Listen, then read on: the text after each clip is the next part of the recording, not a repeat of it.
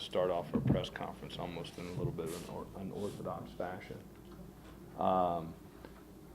I just want to kind of say that it's funny, things you think about are things that you pick through, not just with your team, but the overall big picture of,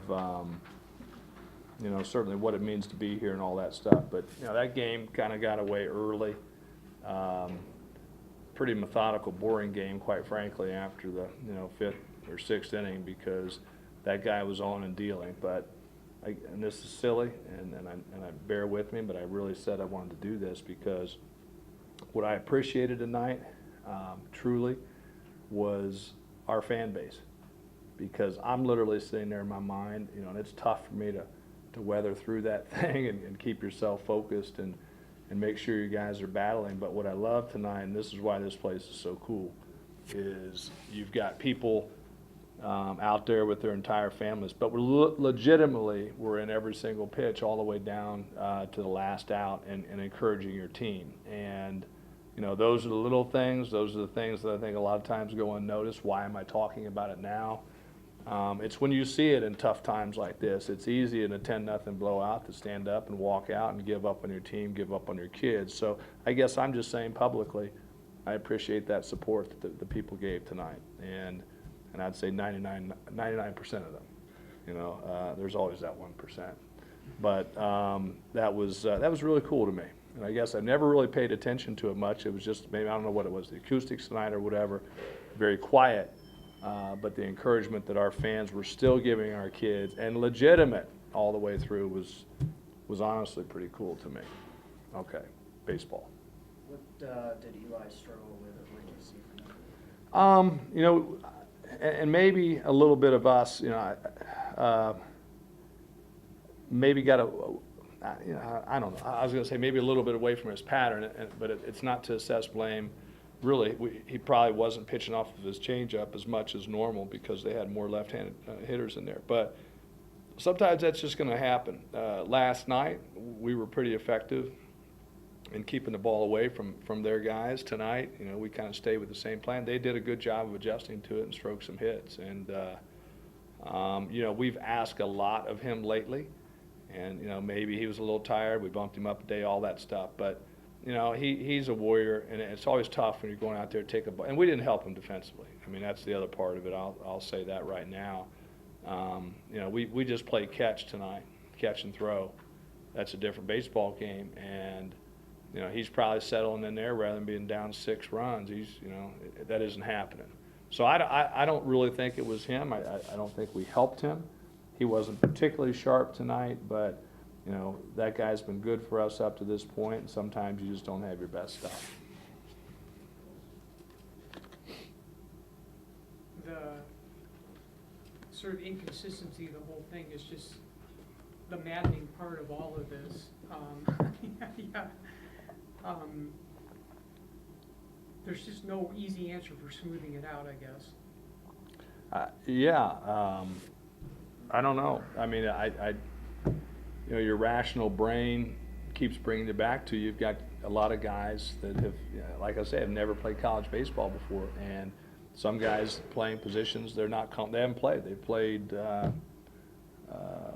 31 baseball games at those positions, and it's a fast-paced conference. It's a good conference. In fact, it's one of the best conferences in the country, and it's sometimes tough to learn on the fly. But it still comes down to the simple fact of the matter that that consistency will not come until we do a better job of just catching and throwing the baseball. I thought our pitchers did a much better job tonight. They did what we asked. Be aggressive in the zone. We'll make plays behind you, but we didn't make some plays behind them. And because of that allowed that game to get out of control and out of reach pretty quickly. When you're down the way you guys were when Legos exited the game, what did you see out of Ryan Hink's performance and Spencer Anspoin trying to show you that they deserve some time? Yeah, we put Hinks in there. He's a senior. Guy's been doing it just to kind of throw some strikes and hold us in there. I thought the biggest bright spot of all for us was Van Scoy, because you all know. I mean, we've put him in some pretty crucial situations up to this point in his career. He has struggled. The great part of that is you know, we've kind of done a reboot with him, that we're going to rebuild him. And Cat's done it, I think tonight was fantastic. Has done a fantastic job on the physical part of it, but also the mental part of it. And then him taking that and taking it into a game. And truly,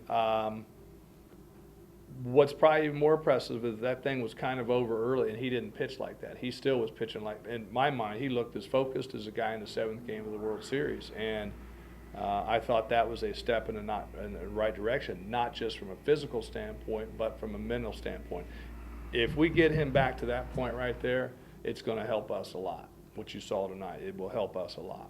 It seems like the errors kind of string together. Is that just a baseball thing, or is that just a young team It's thing? a concentration thing, you know, but I hesitate.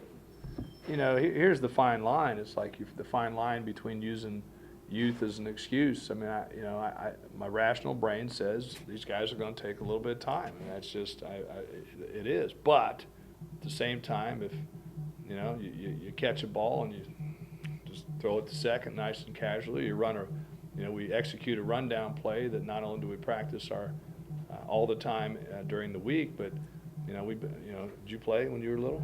You used to play that game called pickle, right? I mean, if we just got to start doing those types of things and understand how important those little things are in the overall. I can't sit here and tell you that we win that game. That kid was on. I mean, he was really good tonight, and it was funny because he was on beating us with one pitch, beating some pretty good hitters with one pitch. So he was doing something special. But I can sit here and tell you that it's not a 10-1 baseball game if we just play catch and throw. So. I don't know. I wish I had an answer for you on that. Who's going to be starting tomorrow? I wish I had an answer for you on that too. Bishop looked like he was having a little bit of problems out there.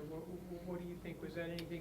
The one he lost in the light. It was funny because the sky to me, again, I'm not playing. The sky to me didn't look like it was that tough, but it was interesting when the kids came in between innings.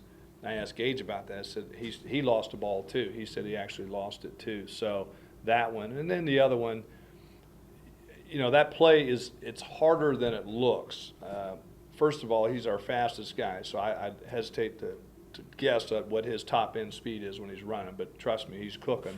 And then down in that corner, he gets pretty tight. And when you're running full speed, the fence is coming, and you're also trying to pick up and find a baseball. I think if you ask him, he'd tell you he'd make that play 9 out of 10 times, but that's a tougher play. So I don't know. I think he just had a tough night out there. And one of them was, just to me, when my condition related, probably just lost it.